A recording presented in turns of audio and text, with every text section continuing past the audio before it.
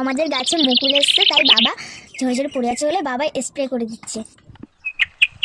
আমাদের অনেকটাই আম গাছ, কিন্তু এই একটা গাছে মুকুল এসছে। তোমাদের গাছ কি এসছে? কমেন্টে কিন্তু জানিয়ে দিও বন্ধুরা।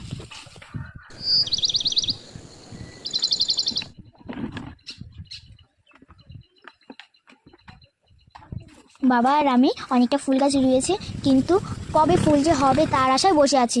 প্রচন্ড খিদে পেয়েছে, তো মার ধারে ছুটে চলে এলাম, দেখি মা আমার জন্য খাবার বানাচ্ছে। ওয়াও, এসে দেখলাম মা আমার জন্য ধোসা বানাচ্ছে।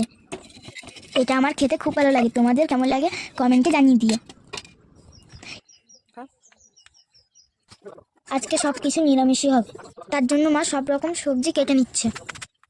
আজ আমার মা রান্নার কাজে ব্যস্ত হয়ে পড়েছে বলে বাবাই আজ বাচ্চাদেরকে পড়াচ্ছিল।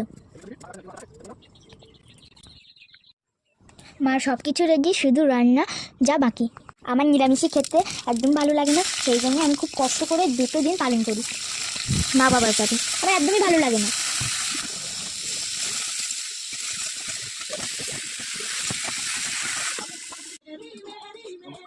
রান্না এবার কমপ্লিট, এবার বাবুকে খেতে দেবো। খেয়ে বাবু চলে যাবে ব্যাংকে। বাবার সাথে আমরা 3 জনই খেয়ে চলে এলাম বাগানে। কিছুক্ষণ মায়ের সাথে হাতে হাতে কাজ করে দিলাম। তারপর ভালো লাগছে না, একটু ছোটাছুটি করছিলাম বলে মা আরও একটু বকা দিল।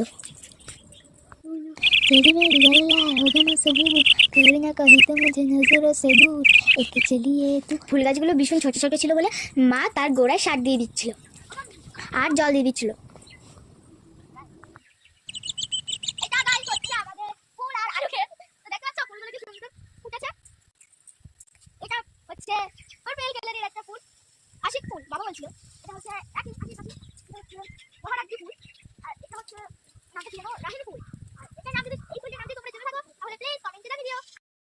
তারপর নিজের হাতে একটা পাকা পেঁপে কাটলাম।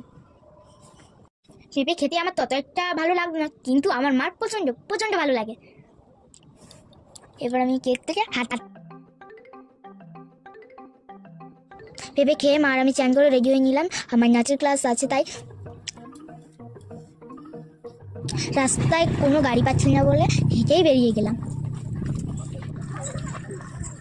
কিছুদের গিয়ে দেখি আমার আরও 2 কাকিমা যাচ্ছিল, তাদের সাথে গিয়ে আমরা চলে গেলাম নাচের ক্লাসে।